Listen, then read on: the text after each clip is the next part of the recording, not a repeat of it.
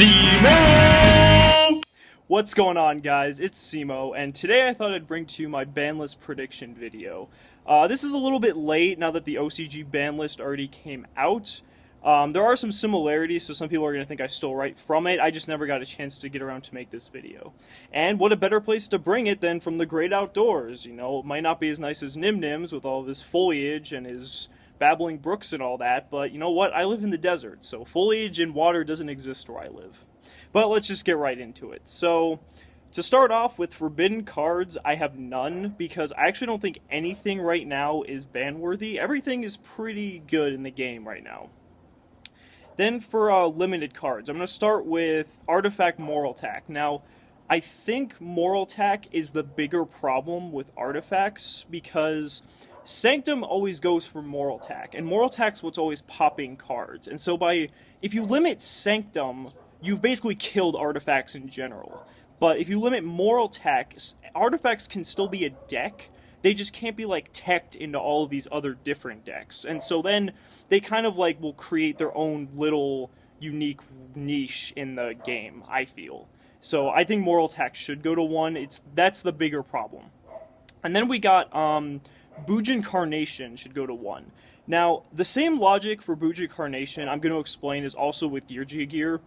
Bujin Carnation is just a 1-card Xyz, essentially, and it's just, after, especially playing against Bujins, you know, you clear their Yamato, and then when they just Bujin Carnation and go straight into a Susanoo or Kagasuchi, or even just bring back their Yamato, I mean, it's just like such an annoying card, and the fact that this is at 3, it's just insane. It's such a strong card, and you're generating so much advantage for nothing.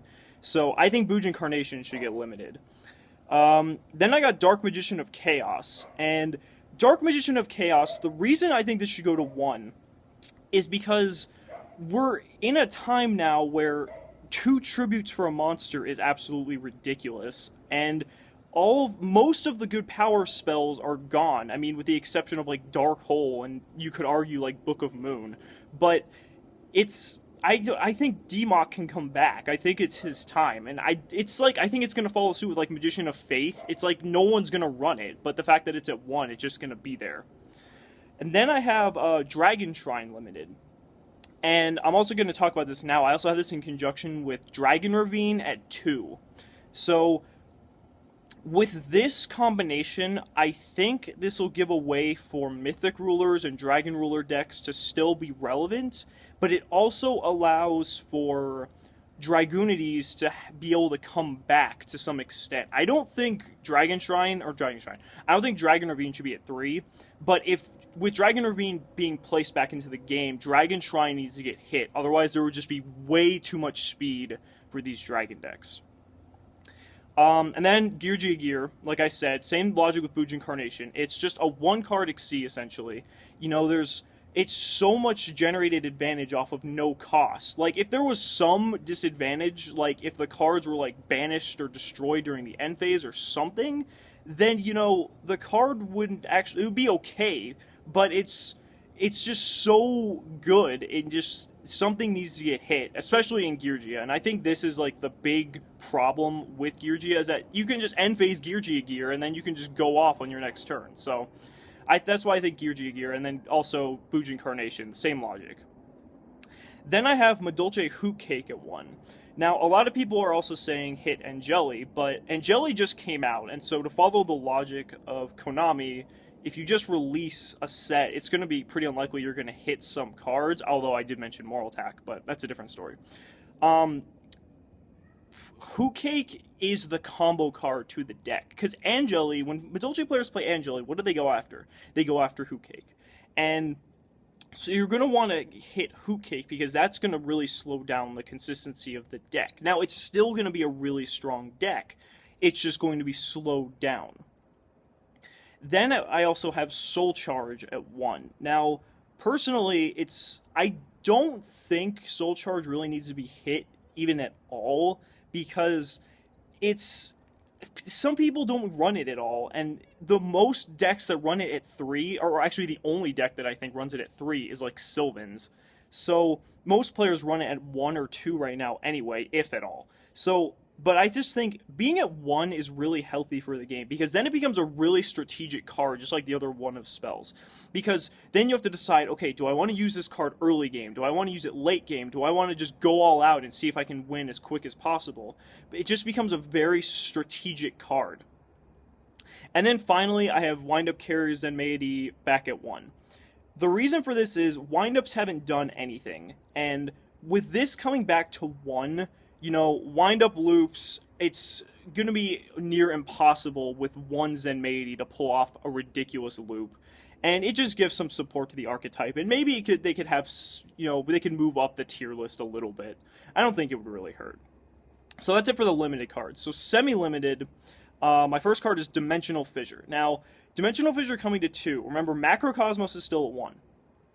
Dimensional Fissure coming to 2 is interesting because you have to play Dimensional Fissure on your turn, and so your opponent already knows the threat that they're dealing with, and that makes it not as good as Macrocosmos, in my opinion, because Macrocosmos, you can just sit on it, wait until your opponent commits to a play, then activate it, and then totally disrupt their play. Where Defissure, the threat's already known, and so your opponent has to play around it. So I think with the combination of 2 Defissure and then 1 Macro, I think it actually gives some Macro decks a little bit of a boost, and it wouldn't be bad either just for some good side cards. The other reason for this is, too, I do not have the hands getting hit on my list at all.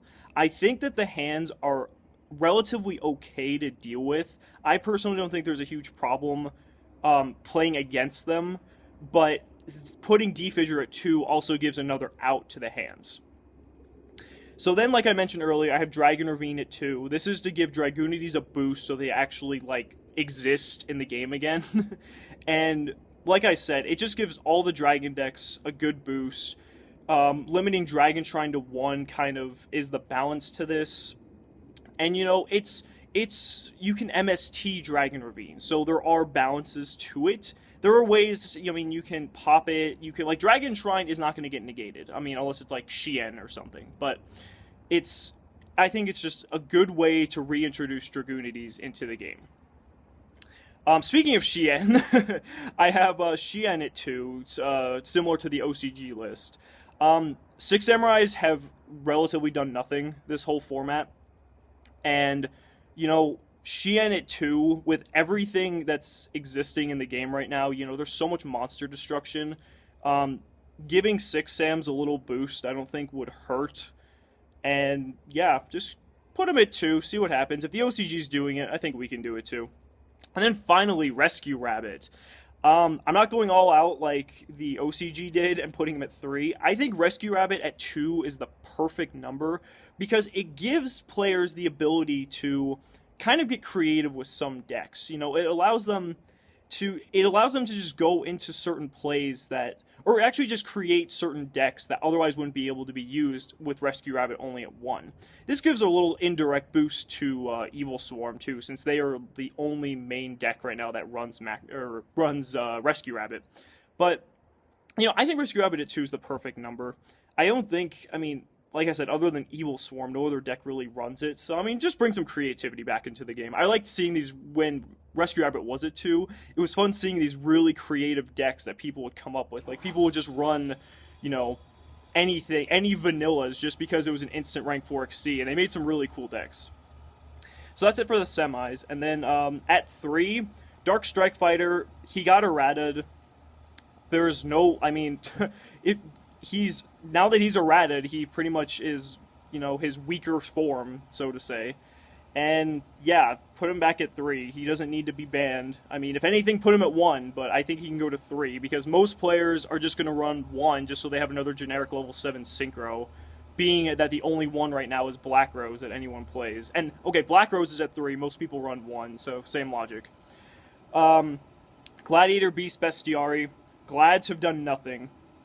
I think Bestiari at 3 actually puts Glads in a really interesting position, since we're in a format where battle traps are virtually non-existent.